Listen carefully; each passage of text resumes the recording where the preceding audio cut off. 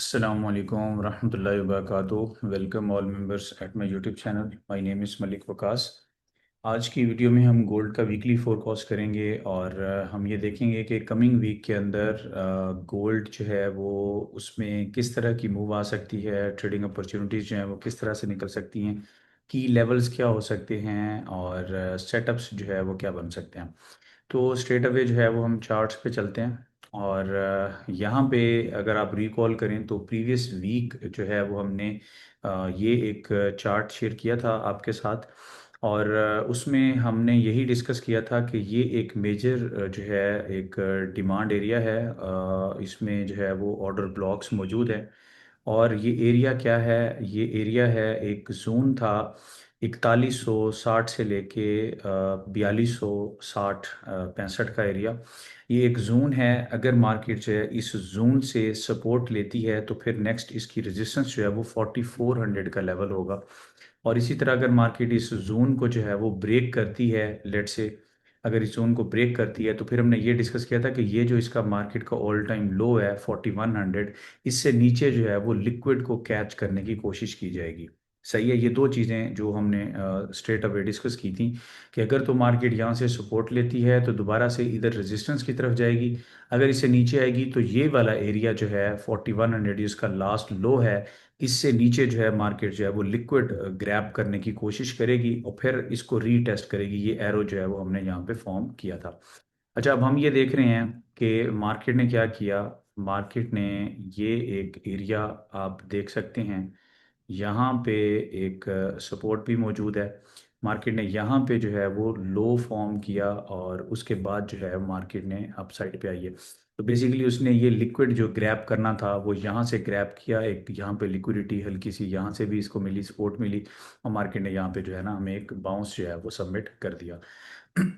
अच्छा, अब ऐसा है कि इसके वीकली H4 और M30 और ये वाले चार्ट्स की अभी ज़रूरत नहीं है। यहाँ पे जो चीज़ डिस्कस करने वाली है वो सिंपल, वो ये है कि अभी मार्केट जो है ना अगेन उस जोन के अंदर है। सही है। ये वो जोन है जहाँ पे मार्केट में जो है वो लिक्विडिटी जो है वो मौजूद है और यहाँ पे मार्केट जब तक इस जोन को क्रॉस नहीं करती तब तक हम ये कहेंगे कि मार्केट का जो एरिया था 4250-60 वाला ये रेजिस्टेंस के तौर पे काम करेगा। अगर मार्केट इस लेवल को ब्रेक करेगी यानी इस जोन से अबव चली जाएगी, ये एक बहुत पॉजिटिव साइन होगा। और वक्ती तौर पे जो करेक्टिव सर्ज, जिस तरह से मैंने अपना हमारा जो वीआईपी प्लेटफॉर्म है उसमें गालबन थर्सडे से मैंने बताया था कि यहाँ से अब एक करेक्टिव सर्ज आएगा। फ्राइडे को अपडेट किया और वो करेक्टिव सर्ज आपने सो फॉर ये देखा कि मार्केट ने 4020 से लेके 4250-60 का हाई लगाया। अभी मार्केट जो है वो मौजूद है 4218 पे। तो मार्केट जो है इस जोन के अंदर है कि अप साइड पे अगर इस जोन को क्रॉस करती है तो फिर करेक्टिव सर्च की कंटिन्यूएशन हमें देखने को मिलेगी, जिसके इनिशियल जो टारगेट्स होंगे, एंटिसिपेटेड टारगेट्स होंगे, वो ये जो ट्रेंड लाइन है ये वाले होंगे।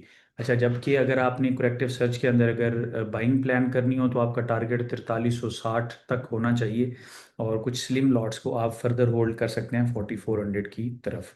अच्छा, इसी तरह अगर जिससे मैंने बात की कि जब तक मार्केट इस जोन को क्रॉस नहीं करती, इसी जोन से मार्केट दोबारा से जो है वो डाउन साइड पे आ सकती है और हम यही कहेंगे कि ये ब्रेक डाउन हुआ था, ये उसका रीटेस्ट हुआ था और ये डाउन साइड पे आएगी। ये एक स्लिम जो सिनेरियो है वो ये भी यहाँ पे हमारे पास मौजूद था या है। तो ये एक इम्पॉर्टेंट जोन जो है मार्केट इसके अंदर आई है।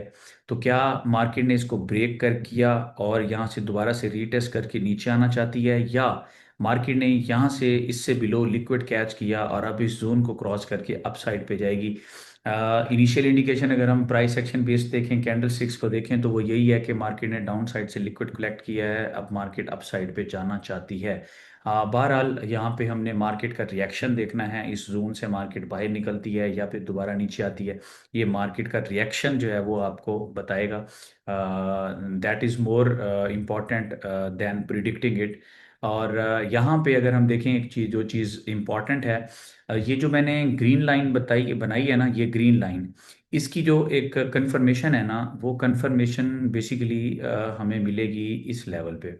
ये आप तकरीबन अपने पास एक लेवल ड्रॉ कर सकते हैं, इसको राउंड अबाउट ये जो लेवल है ना, ये है 4600 का। सही है।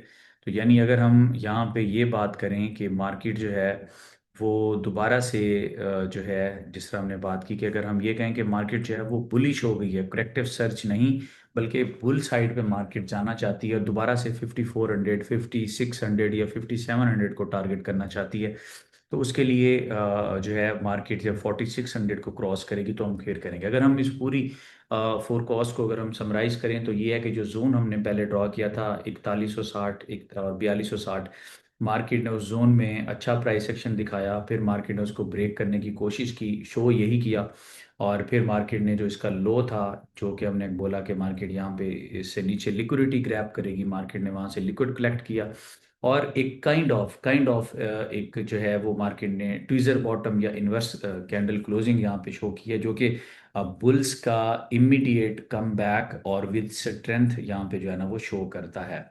और यहाँ पे ये एक फर्स्ट पॉइंट है। और सेकंड पॉइंट अब ये है, मूव्स दो तरह की हो सकती हैं ब्रॉडली स्पीकिंग। पहली मूव ये हो सकती है कि मार्केट 4260 से ऊपर जाए और 4360 और इवन 4400 और 4410 इस एरिया को मार्केट टारगेट करे। एक एक ये बात है, ये कहलाएगी करेक्टिव सर्च की कंटिन्यूएशन। नंबर टू, अगर मार्केट जो है यहाँ से इसी जोन से जो है दोबारा डार्क साइड पे चली जाती है और फिर मार्केट यहाँ से इस जोन को ब्रेक करके नीचे आना शुरू स्टार्ट करती है, तो फिर मार्केट जो है वो यहीं से डायरेक्टली जो है वो 3800 3900 के रीजन्स को इनिशियली टारगेट कर सकती है। इसके मेरी नज़र में अभी फिलहाल यानी स्लिम चांसेस हैं। स्लिम से मुराद है 30-40। जो 60-70 है वो यही है कि मार्केट इस करेक्टिव सर्च को कंप्लीट करने के बाद अप साइड पे जा सकती है। ऑफ कोर्स साथ साथ जो है जो मार्केट के जो बिग प्लेयर्स हैं, जो स्मार्ट मनी है, वो डेटा भी उनके पास है, जो उनकी फ्यूचर की प्लानिंग्स हैं उसके मुताबिक वो मार्केट में रिएक्ट कर रहे हैं, तो हम साथ साथ वीकली बेसिस पे हम इसको गेज करते हैं। यहाँ पे जो थर्ड पॉइंट है जो इम्पोर्टेंट है कि अगर मार्केट अपसाइड पे जाती है, कहाँ कब तक वो एक करेक्टिव सर्च कहलाएगा। 4410 मैक्सिमम लेवल है जहाँ तक मार्केट करेक्टिव सर्च के अंदर कहलाएगी। इसके बाद अगर मार्केट ने अपसाइड पे जाना है, दो में से एक काम मार्केट को करना होगा। नंबर वन ये है कि ये 4600 की रेजिस्टेंस मार्केट ब्रेक करे, तो फिर हम ये नहीं कहेंगे कि मार्केट यहाँ पे करेक्टिव सर्च को जो है वो अभी भी जारी रखे हुए है, बल्कि हम ये कहेंगे कि मार्केट जो है यहाँ पे अपनी करेक्शन को बिल्कुल कंप्लीट करके अब मार्केट जो है दोबारा से 5400 5600 5700 को टारगेट करना चाहती है। इसका जो खूबसूरत तरीका हो सकता है वो इसका मेथड टू है। मेथड टू ये है कि मार्केट यहाँ पे आए 4400 के आसपास, यहाँ से मार्केट जो है एक रेजिस्टेंस थोड़ी सी शो करे प्रॉफिट टेकिंग वाइज, ज़्यादा नहीं प्रॉफिट टेकिंग, और मार्केट दोबारा से ये 4260 या 4200 के आसपास आए और फिर 4200 के आसपास आके वहां से मार्केट दोबारा से एक बाई साइन जनरेट करे। अब उसका फायदा ये होगा कि वो एक अर्ली साइन होगा कि मार्केट यहाँ से जाना चाह रही है, तो यहाँ पे एक स्लिम एंट्री होगी। और फिर ये रेजिस्टेंस जो इस वक्त 4350 पे मौजूद है या 4343 पे मौजूद है, ये रेजिस्टेंस जैसे ही ब्रेक होगी यहाँ पे स्केलिंग हो जाएगी और ये एक थर्ड स्केलिंग यहाँ पे होगी और मार्केट जो है यहीं से अपना एक बड़ा बुल साइकिल 4243 4244 के एरिया से स्टार्ट करके दोबारा से मार्केट जो है आपको 5400 5600 5700 इसका हाई जो है वो आपको दिखा सकती है। तो सिंपल सा एनालिसिस यहाँ पे आज weekly chart H2 M30 H4 इनकी आज जरूरत नहीं है, ये सिंपली यहाँ पे मैंने इसका आपको स्ट्रेट अवे जो है वो इसको बताया है और इसको खुलासा भी बयान कर दिया है कि हम ये समझते हैं कि खास करके इस वीक में मार्केट जो है थोड़ी देर इस एरिया में रह के इस जोन से बाहर निकलेगी, बाहर निकल के वो अपने करेक्टिव सर्च की कंटिन्यूएशन में जाएगी। ये मेरी नज़र में इसकी ज़्यादा प्रोबेबिलिटी है, 60-70% इसकी प्रोबेबिलिटी है। और बिल्कुल स्लिम प्रोबेबिलिटी है कि मार्केट इस जोन को से जब बाहर निकले तो डाउन साइड पे निकले, तो फिर मार्केट यहीं से सेलिंग प्रेशर को कंटिन्यू करेगी, स्लिम चांसेस हैं। अप साइड पे जब हमने बात की करेक्टिव सर्च की कंटिन्यूएशन, तो वो हम ये देखते हैं कि मार्केट 4400 तक इसके अंदर रहेगी। अगर मार्केट इस जोन से बाहर निकलती है, 4600 को क्रॉस करती है या 4400 से वो रजिस्ट होके यहाँ पे फिर सपोर्ट फॉर्म करती है 4240 60 या 4200 के रीजन से, और फिर अप साइड पे जाती है, तो ये अर्ली कंफर्मेशन आएगी कि मार्केट यहीं से एक नेक्स्ट जो इसकी बुल लेग है उसको मार्केट जो है वो स्टार्ट करना चाहती है। Simple simplified. ठीक है, थैंक यू। इसके बाद अगली चीज़ अगर हम यहाँ पे डिस्कस करें फॉरेक्स फैक्ट्री, थोड़ा सा हम इसको इसके अंदर इनकॉर्पोरेट करें, तो मंडे वाले दिन यहाँ पे कोई हमारे पास न्यूज़ नहीं है। और ट्यूसडे वाले दिन अगर आप यहाँ पे देखें तो यूएसडी का ट्यूसडे वाले दिन डेटा नहीं है। वेनसडे वाले दिन अगर आप देखें तो रात को 11 बजे federal funds rate FOMC statement और प्रेस कॉन्फ्रेंस है रात 11, फिर 11:30 बजे।